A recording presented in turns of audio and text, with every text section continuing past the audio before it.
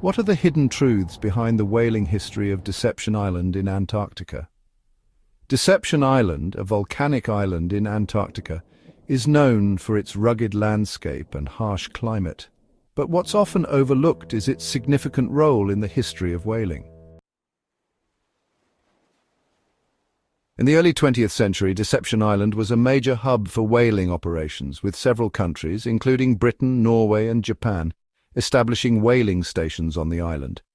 One of the main attractions of Deception Island was its natural harbour, which provided a safe haven for whaling ships to operate from. The island's location also made it an ideal spot for whalers to hunt whales migrating through the Drake Passage. As a result, Deception Island became a crucial centre for the whaling industry, with thousands of whales being slaughtered every year. The whaling industry's presence on Deception Island had a profound impact on the local ecosystem. The massive influx of humans and machinery disrupted the island's natural environment, leading to the destruction of habitats and the decline of native species.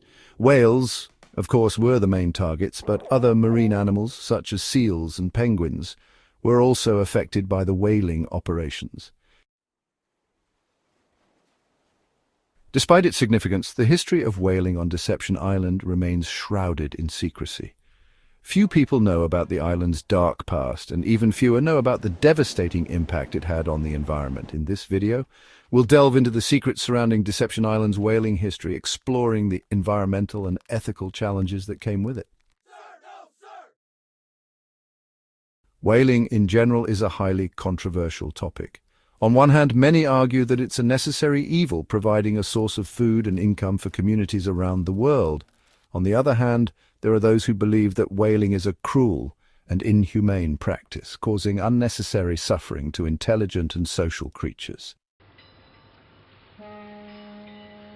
The whaling industry's justification for hunting whales is often based on the idea of sustainable whaling. However, many experts argue that this is just a myth, and that the industry's self-regulation is inadequate.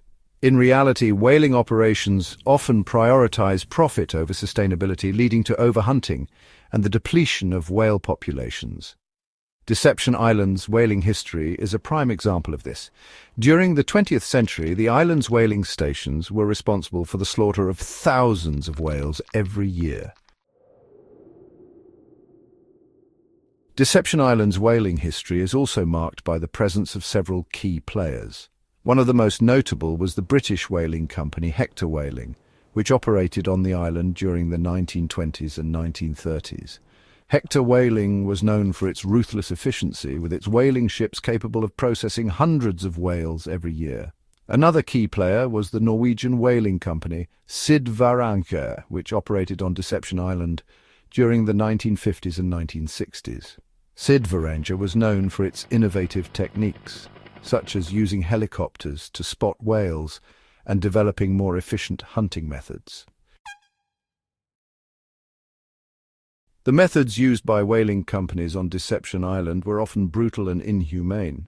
Whales were hunted using massive harpoons, which would often cause slow and painful deaths. Whales were then dragged onto the whaling ships, where they would be slaughtered and processed for their meat and oil.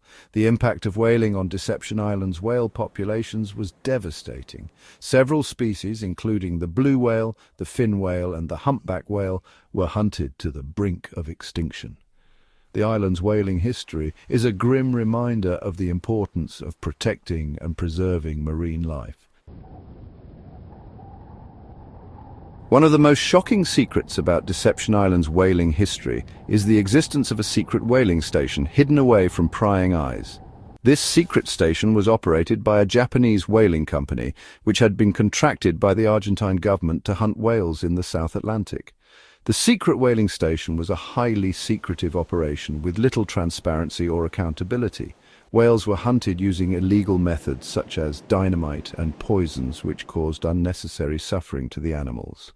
The station's existence was only discovered in the 1990s, when a group of conservationists stumbled upon it while conducting research on the island.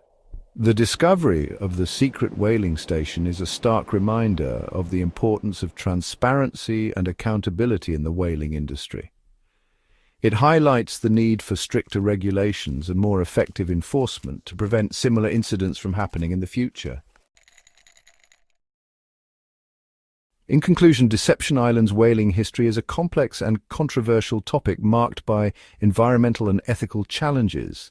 The island's significance in the history of whaling cannot be overstated, and it serves as a reminder of our responsibility to protect and preserve marine life.